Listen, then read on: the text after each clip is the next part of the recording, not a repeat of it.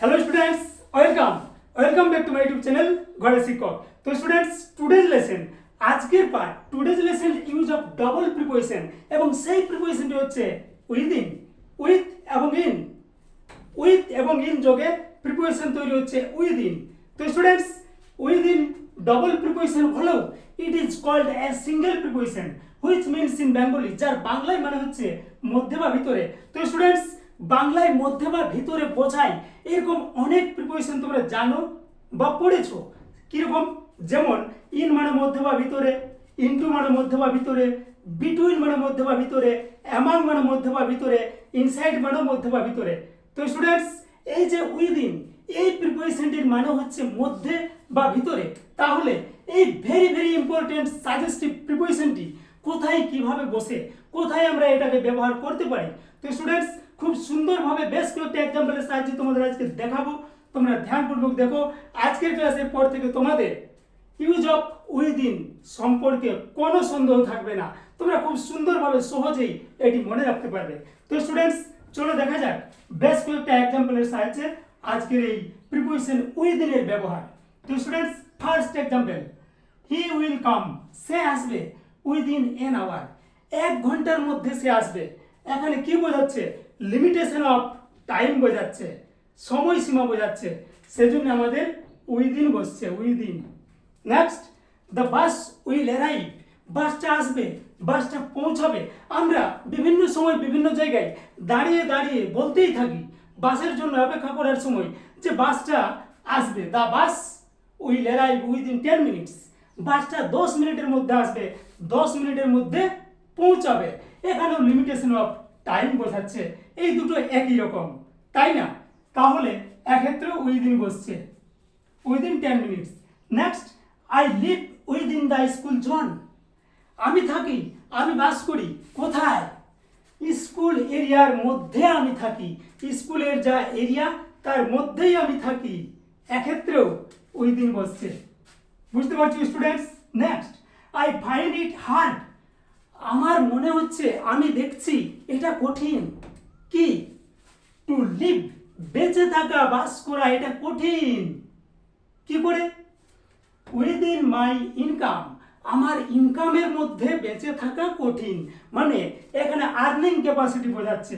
আমার যা ইনকাম, আমার যা রোজগার, তাতে আমার ঠিকঠাক চলছে না, সেজন্য এটা আমার পক্ষে বেঁচে থাকা কঠিন। তাহলে আর্নিং ক্যাপাসিটির জন্য এখানে উইদিন বসছে। বুঝতে পারছো স্টুডেন্টস? কত সুন্দর। Next, write a paragraph within 100 ওয়ার্ডস, একটি প্যারাগ্রাফ লিখো 100টা শব্দের মধ্যে। আমরা বইয়ের পাতায়, কোশ্চেন ব্যাংকের পাতায় বিভিন্ন সময় দেখেই থাকি write a paragraph within 100 words, within 60 words, within 80 ওয়ার্ডস। তাহলে এক্ষেত্রেও আমাদের উইদিন বসছে, within 100 words. Next, the boy grew up, ছেলেটা বেড়ে উঠেছে, ছেলেটা মানুষ হয়েছে কোথায়? The boy grew up within our family circle, আমাদের যা পরিবারের গণ্ডি তার মধ্যে সে বেড়ে উঠেছে, সে মানুষ হয়েছে। এক্ষেত্রে উইদিন বসছে। তো স্টুডেন্টস, এটাও খুব সুন্দরভাবে তোমরা বুঝতে পারছো।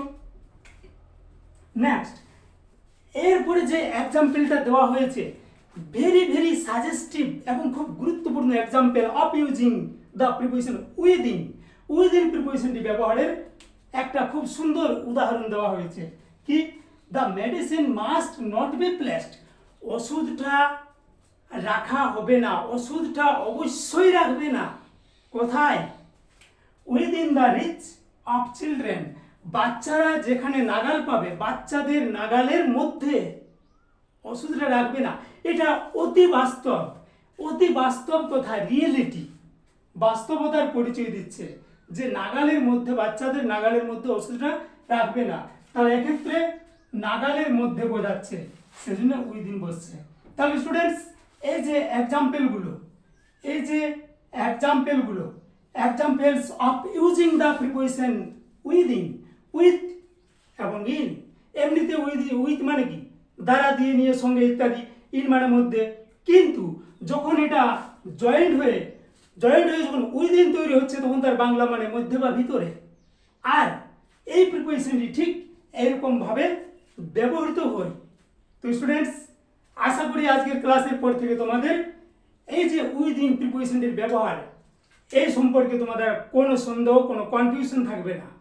তো স্টুডেন্টস, তোমরা এই যে এক্সাম্পলগুলো দেখছো এগুলোর সাথে সাথে আরও বিভিন্ন ধরনের এক্সাম্পল রয়েছে, সেগুলো তোমরা বিভিন্ন রকম বই থেকে প্র্যাকটিস করো, নিজেকে প্রিপোজিশনের ব্যবহার সম্পর্কে স্ট্রং করো, কারণ প্রিপোজিশনের ব্যবহারের মাধ্যমেই তোমরা অনেক কিছু করতে পারবে, অনেক কিছু জানবে, বুঝবে, শিখবে, নিজে থেকে লেখার দক্ষতা বাড়বে। ওকে স্টুডেন্টস, তাহলে ইউজ অফ প্রিপোজিশনে অবশ্যই ধ্যান দিবে। আর হ্যাঁ, যে কথাটা না বললেই চলে না, সেটা কি? Thank you for watching my YouTube channel ঘরের শিক্ষক।